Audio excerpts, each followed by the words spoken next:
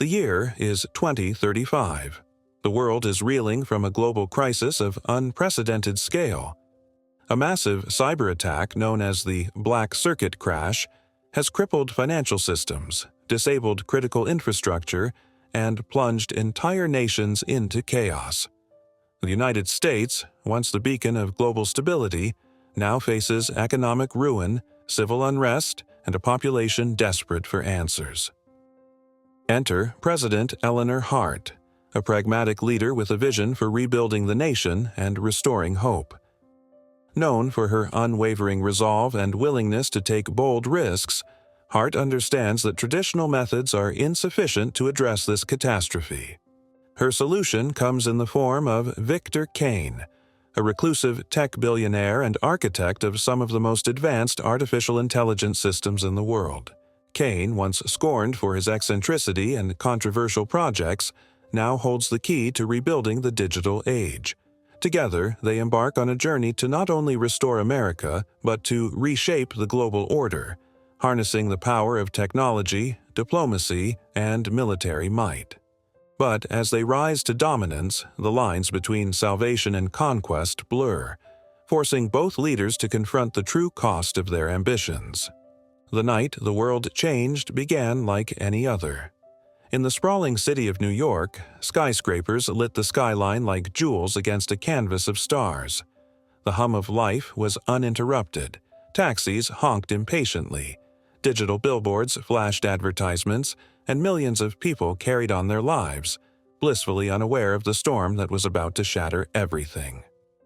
At precisely 10:43 p.m. EST, the first signs of the attack appeared, subtle anomalies in bank systems. Transactions froze mid-process, and ATMs refused to dispense cash. Within minutes, stock markets around the globe displayed numbers that made no sense, flashing errors in cascading waves.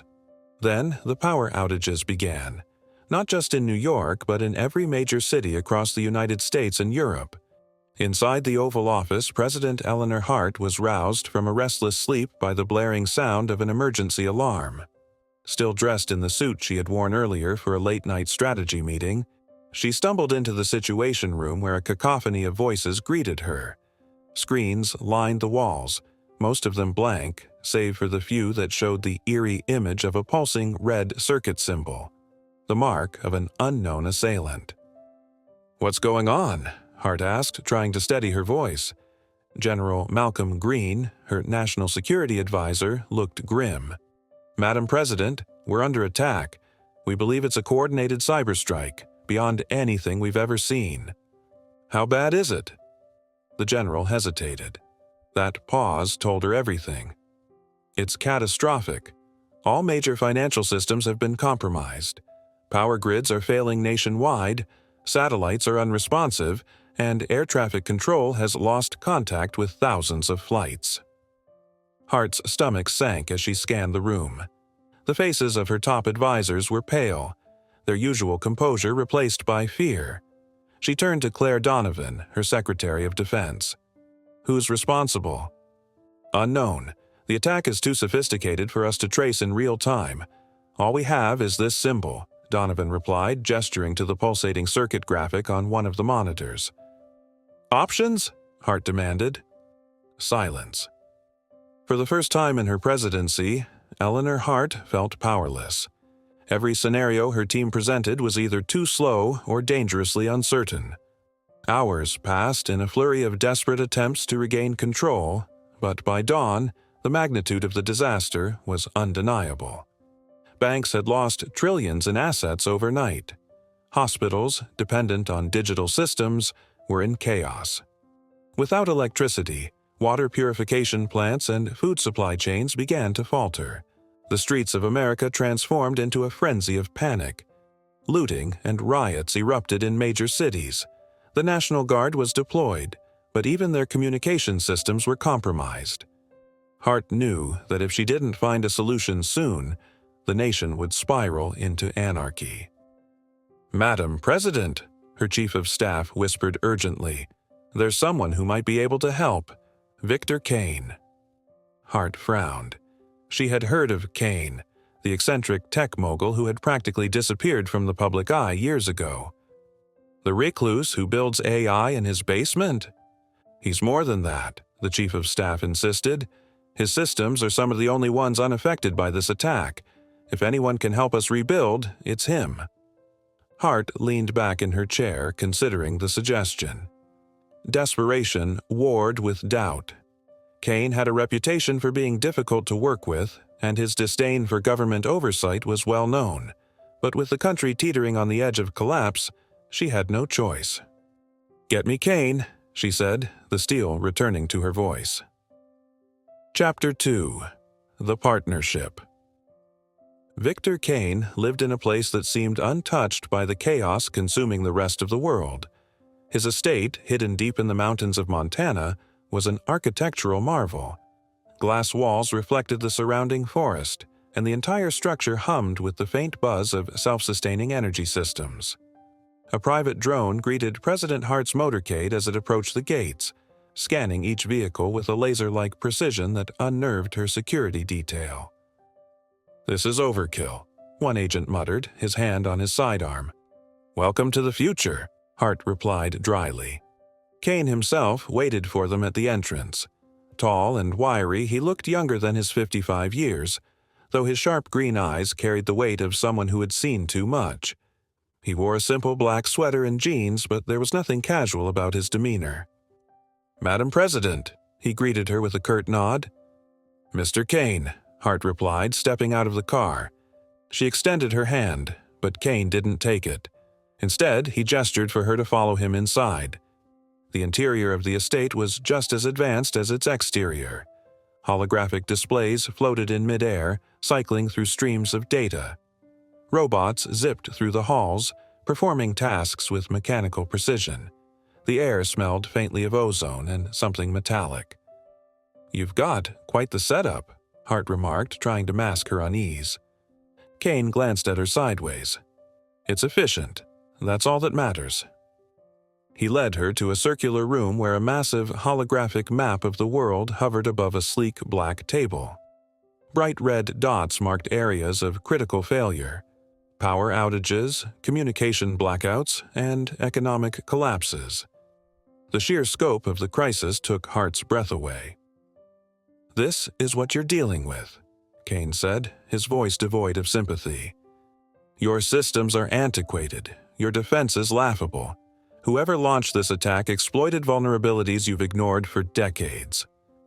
Hart bristled at his bluntness but held her tongue. "And you have a solution?" "I might," Kane replied. He snapped his fingers and the map shifted to show a glowing web of blue lines. "This is Aegis, an AI system I've been developing for years. It's fully autonomous, capable of repairing infrastructure, securing communications, and neutralizing cyber threats in real time." "And why hasn't the government heard about this before?" Hart asked, her tone sharp. "Because I don't trust governments," Kane shot back. "Too much bureaucracy, too many cooks in the kitchen. If I let you use Aegis, I do it my way. No oversight, no interference." Hart's jaw tightened. "You expect me to give you carte blanche? To let you take over without any accountability?" Kane leaned in, his eyes cold. "I expect you to decide whether saving your country is more important than clinging to control. Because make no mistake, Madam President, without Aegis, the United States will fall." The room was silent as Hart weighed his words. She didn't like Kane. She didn't trust him, but he was right. She had no other options. "Fine," she said at last. "You get your autonomy, but if you betray me, I'll make sure you regret it." Kane smirked. "I wouldn't expect anything less." Thus began one of the most controversial partnerships in American history. Together, Hart and Kane would attempt the impossible, to bring a broken nation back from the brink. But as they took their first steps into this uneasy alliance, neither of them could foresee just how high the stakes would climb, or how far they were willing to go to succeed. The next 72 hours were a blur of activity. Within hours of striking their agreement, President Hart and Victor Kane deployed the first phase of Aegis, his autonomous AI system, to stabilize the failing electrical grid. Hart had been skeptical at first. In the Situation Room, she watched as Kane effortlessly interfaced with her exhausted team of engineers and bureaucrats, barking orders that defied their usual chains of command. At first, the room buzzed with resistance. Who was this civilian dictating terms to the highest echelons of government? But as Aegis began its work, skepticism gave way to awe. Kane's AI operated with breathtaking efficiency. Drones equipped with repair modules were dispatched to damaged substations, navigating treacherous terrain that human crews couldn't reach. Aegis rerouted power flows in real time, bypassing sections of the grid that were too compromised to fix immediately. Entire regions that had been plunged into darkness lit up again within hours. Hart stood at the edge of the room, arms crossed as she watched the progress unfold on a giant monitor.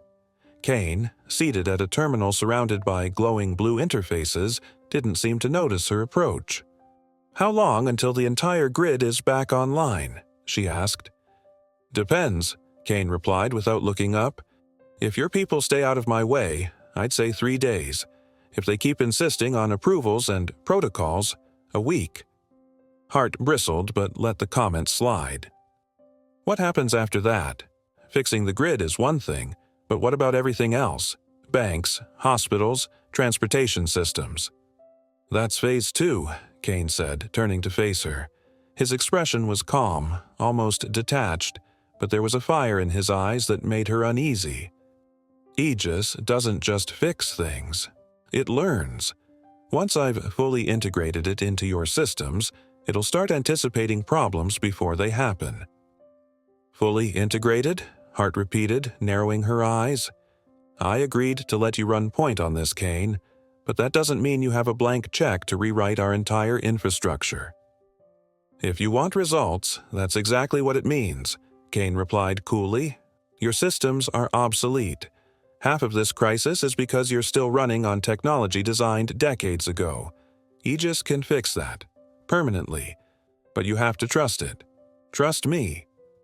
Hart didn't respond immediately. She hated being put in this position, forced to rely on someone who didn't share her values or her vision. But as she looked around the room and saw the relief on her team's faces, she knew Kane was right. Without him, they didn't stand a chance. "Do what you have to do," she said at last, "but I want regular updates. And if I think for 1 second that you're going too far—" "You'll pull the plug," Kane finished for her, a faint smirk playing at his lips. "Understood, Madam President." The restoration of the power grid marked the first real sign of hope for the American people since the Black Circuit crash. News outlets, many of which had been operating at reduced capacity, began broadcasting images of cities coming back to life. In New York, Times Square lit up once more, its iconic billboards blazing against the night sky. Across the country, families gathered around televisions and radios to hear the president's address. "Today, we took the first step toward recovery," Hart announced, her voice steady but resolute. "I know these past days have been some of the hardest we've ever faced, but let me assure you, this is not the end. We will rebuild, we will overcome, and we will emerge stronger than ever." The response was overwhelmingly positive. For a brief moment, it seemed as though the nation had turned a corner, but behind the scenes, new challenges were brewing. Not everyone was pleased with Kane's growing influence. In Washington, whispers of dissent spread through the halls of Congress.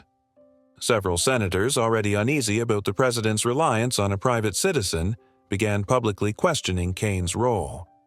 "What happens when this man decides he doesn't want to relinquish control?" Senator Alan Prentice demanded during a heated debate on the Senate floor.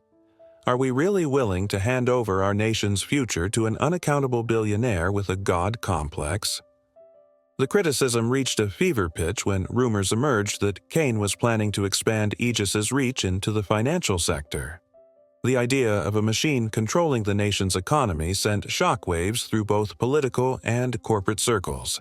Protesters gathered outside the White House, holding signs that read, "No to Kane" and "Keep Tech in Check." Hart watched the growing backlash with a mix of frustration and anxiety. She had always prided herself on being a leader who could unite people, but Kane's involvement had created deep divisions. Even within her own administration, tensions were mounting. During a tense cabinet meeting, Secretary of Defense Claire Donovan voiced what many were thinking.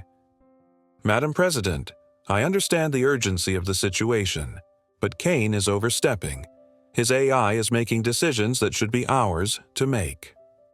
"And what would you suggest, Claire?" Hart snapped, her patience wearing thin.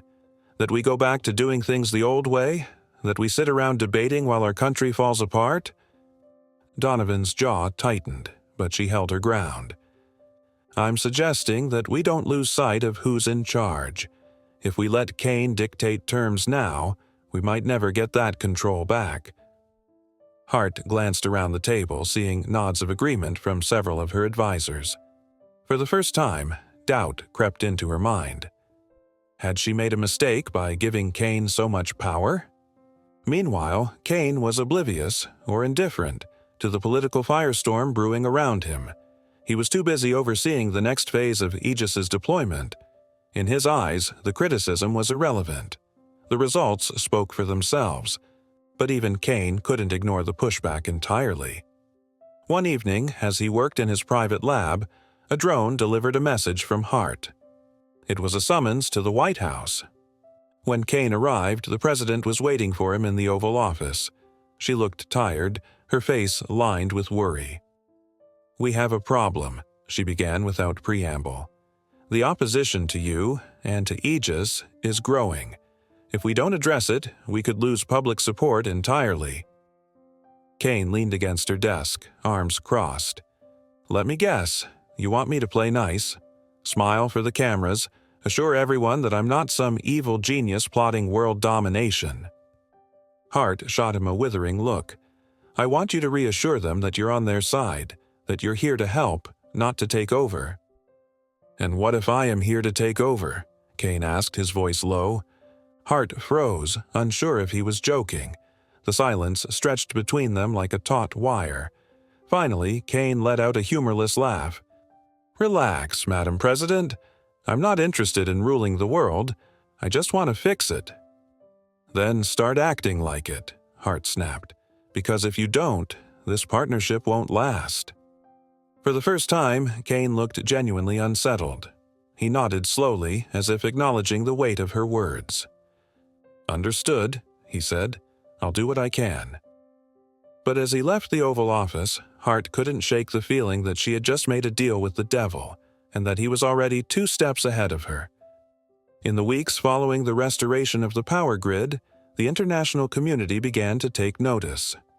News outlets around the globe broadcast America's stunning recovery, hailing it as nothing short of a technological miracle. While countries like the United Kingdom and Canada praised the United States for its resilience, others were less enthusiastic. Russia and China, in particular, viewed Victor Kane and his Aegis system with growing suspicion. The speed and precision with which the AI had repaired critical infrastructure made it clear that Aegis was no ordinary technology. It was a tool of unprecedented power, one that could tip the balance of global influence. In a televised address, Chinese Premier Liu Shen accused the United States of developing a weapon disguised as humanitarian aid. "We must question the intentions of a nation that entrusts its survival to a machine," Liu declared. "Aegis is not just a tool, it is a threat to global security." The Kremlin echoed these sentiments, with President Viktor Makarov warning that Russia would not stand idly by if the United States sought to dominate the world through artificial intelligence. In the Situation Room, President Hart watched these broadcasts with a growing sense of unease. "They're scared," General Malcolm Green said, his voice steady despite the tension in the room. "And they should be.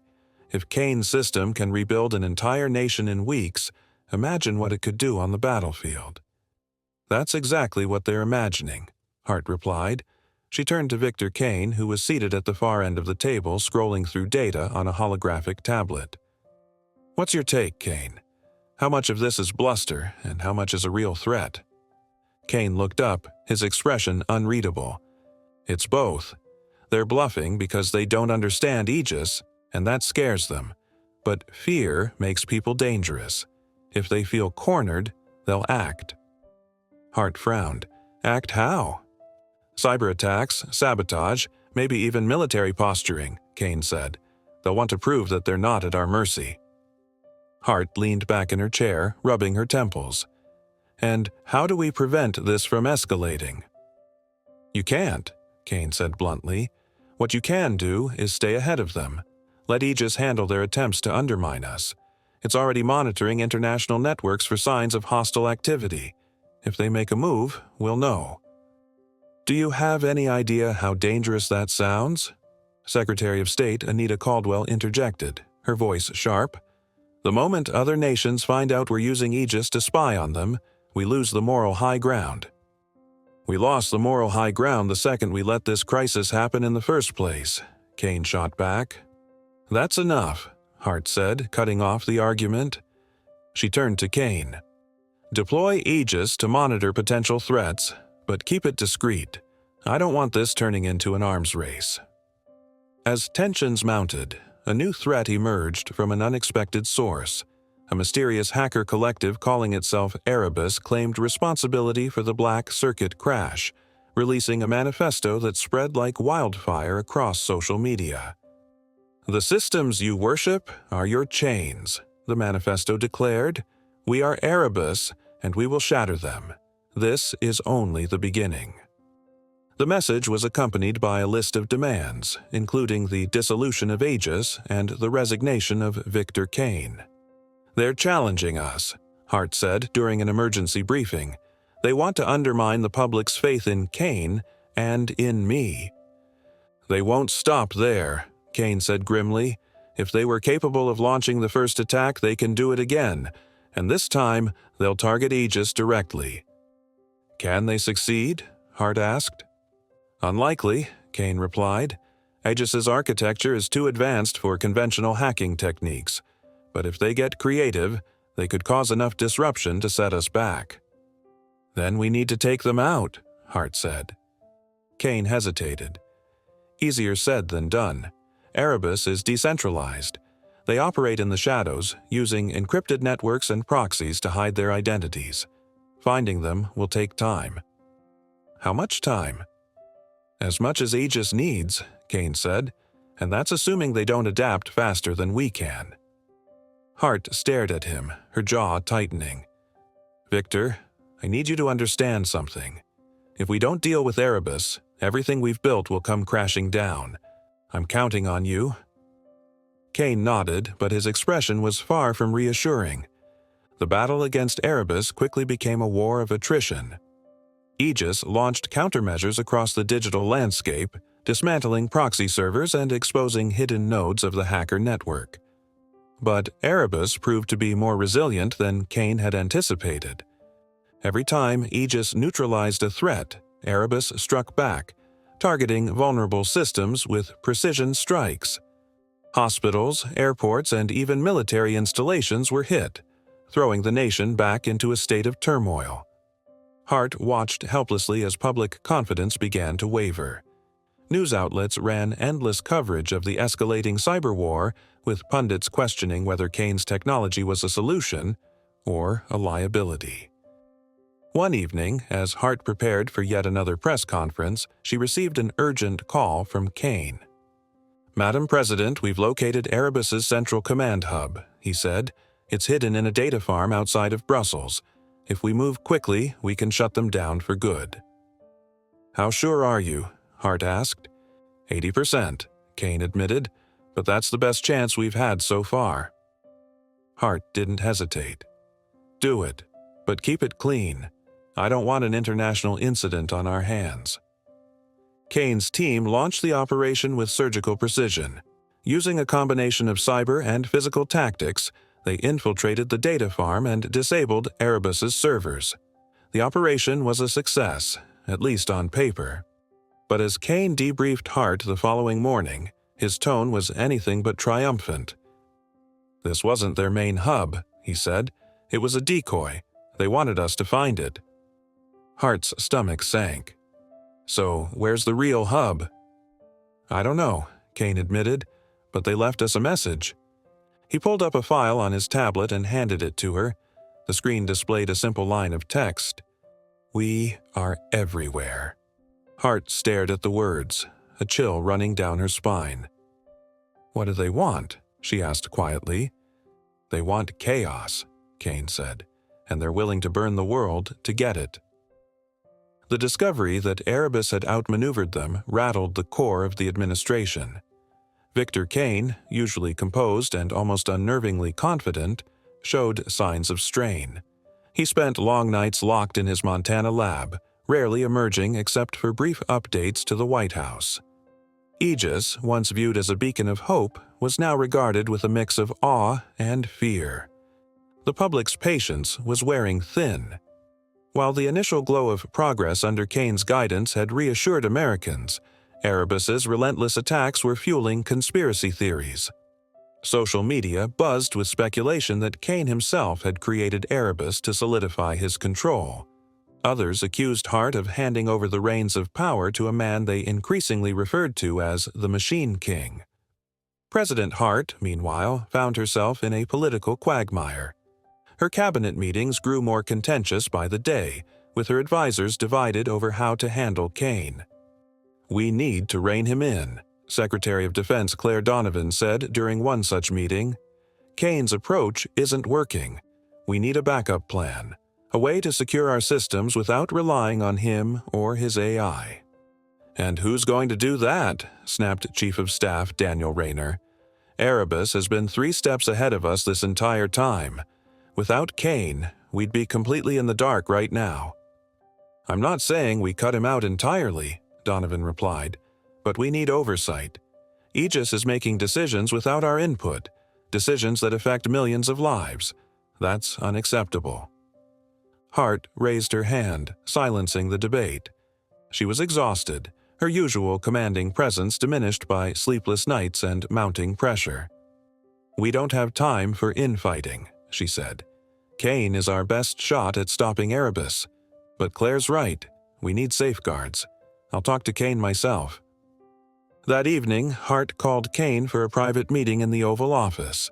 When he arrived, he looked worse for wear. His usually impeccable appearance was disheveled, and there were dark circles under his eyes. "You look like hell," Hart remarked as he took a seat. Kane smirked weakly. "Thanks. Always nice to hear that from the leader of the free world." "Victor," Hart began, her tone serious, "we need to talk about Aegis. The system is doing incredible work, but it's also operating without accountability. People are starting to lose faith, not just in you, but in me. If we don't address this, it's going to tear the country apart." Kane leaned back in his chair, studying her. "And what exactly do you propose? That I hand over control to people who barely understand how Aegis works?" "I'm proposing transparency," Hart said. "Regular updates to Congress, independent audits. We need to show the public that we're not hiding anything." Kane's expression darkened. "Do you have any idea what that would do? Aegis works because it operates without interference.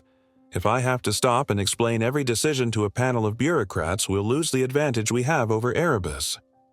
"It's not just about Erebus," Hart countered. "It's about trust. If we don't bring people into the fold, they'll turn against us. And when that happens, Erebus won't need to destroy us. We'll destroy ourselves." For a long moment, neither of them spoke. Finally, Kane sighed and nodded. "Fine. I'll cooperate with your audits. But don't expect me to sit through endless hearings. I have a war to fight." Hart nodded, relieved but cautious. "Thank you, Victor. This is the right move."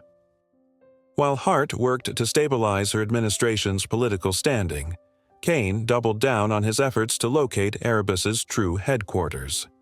Using Aegis, he deployed advanced surveillance drones and quantum encryption cracking algorithms, scouring the globe for any trace of the elusive hacker collective.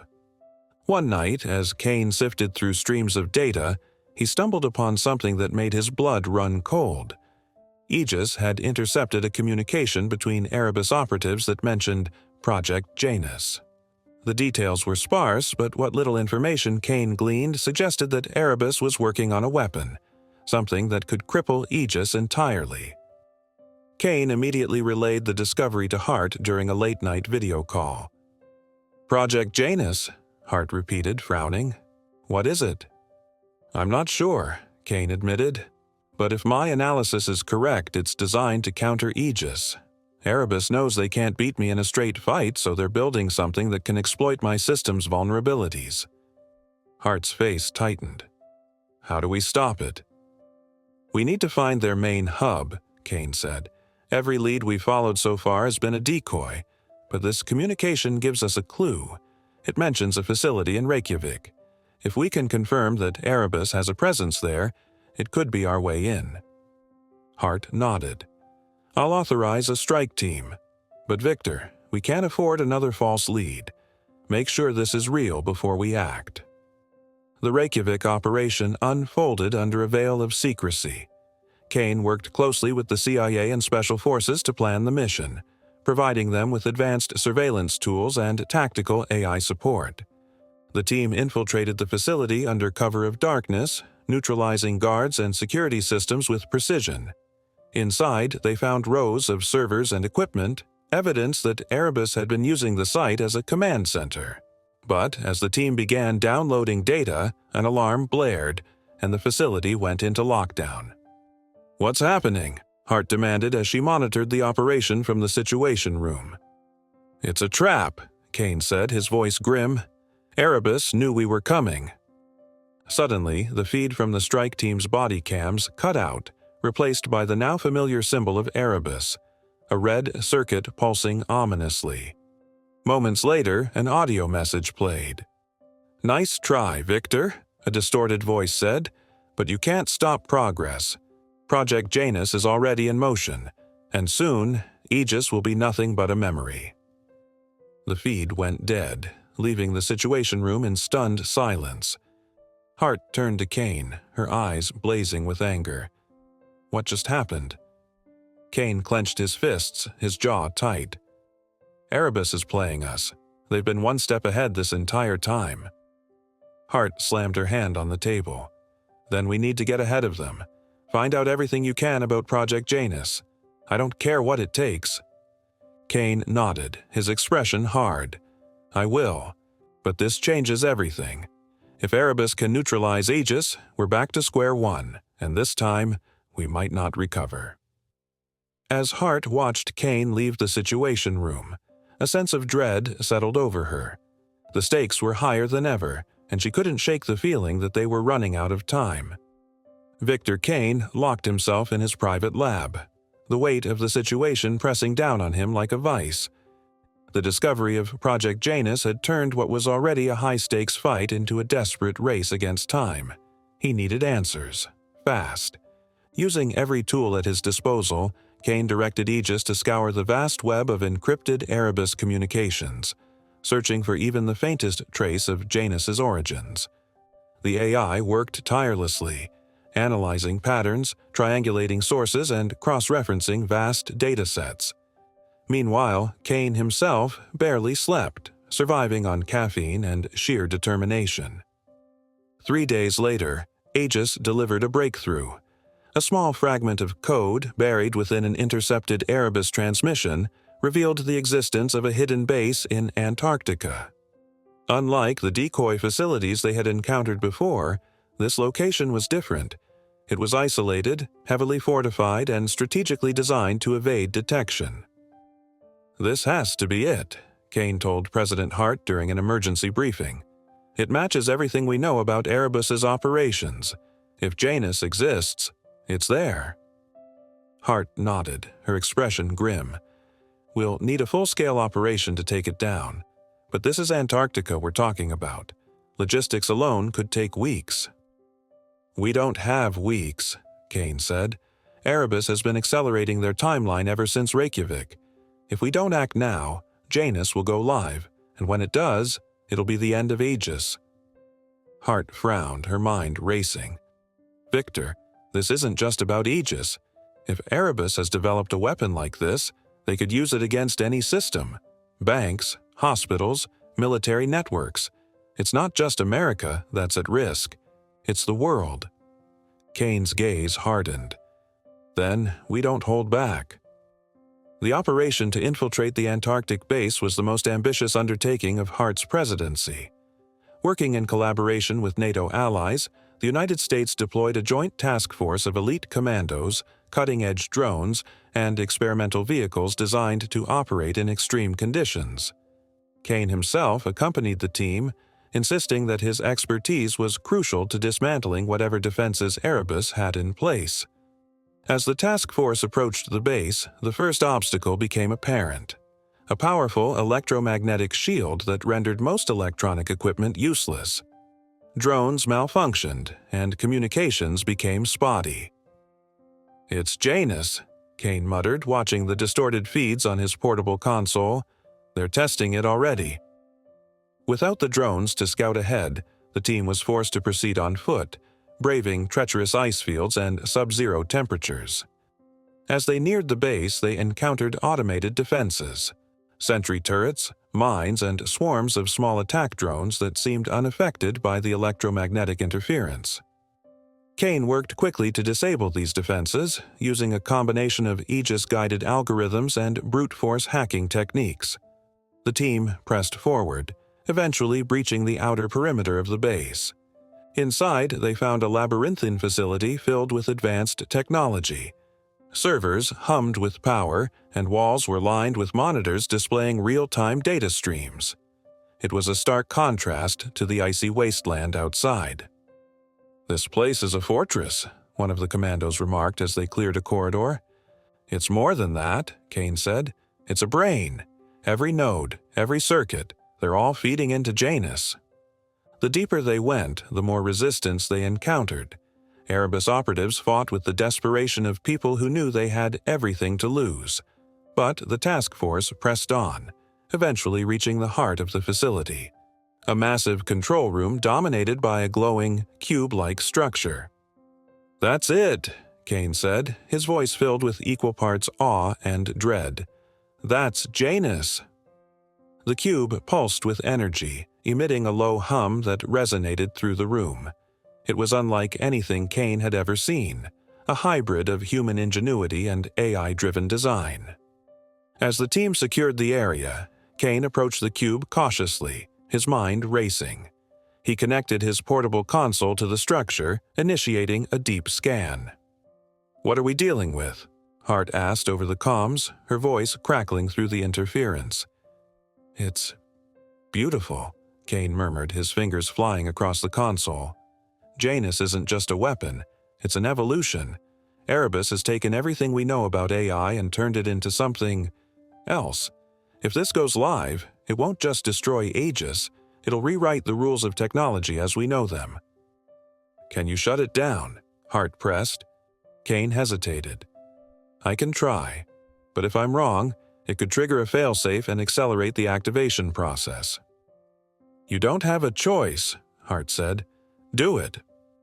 Kane nodded, steeling himself. He began working, navigating layers of encryption and countermeasures designed to thwart even the most advanced AI systems. The room grew tense as alarms blared and the cube's hum grew louder. "I need more time," Kane muttered, sweat beading on his forehead. "We don't have time," shouted one of the commandos as another wave of Erebus operatives breached the control room. The firefight was chaos. Kane kept working, barely flinching as bullets ricocheted around him. Finally, after what felt like an eternity, he found the core process controlling Janus. "Got it!" he shouted, inputting the shutdown sequence. The cube emitted a deafening roar, then went silent. The lights in the room dimmed, and the monitors went dark. "Is it over?" Hart asked over the comms. Kane exhaled deeply, his hands trembling. "It's over." The fallout from the operation was immense. With Janus neutralized and Erebus's main base destroyed, the hacker collective was effectively dismantled. Arrests were made around the globe as law enforcement agencies cracked down on known operatives and sympathizers. Victor Kane returned to Washington as a hero, though the experience had clearly taken its toll. He spent days debriefing with President Hart and her team, sharing everything he had learned about Janus and Erebus. "This isn't the end," Kane warned during one such meeting. "Erebus might be gone, but the ideas they represented, the chaos they sought, they're still out there. There will always be someone trying to exploit technology for their own ends." Hart nodded solemnly. "And we'll be ready."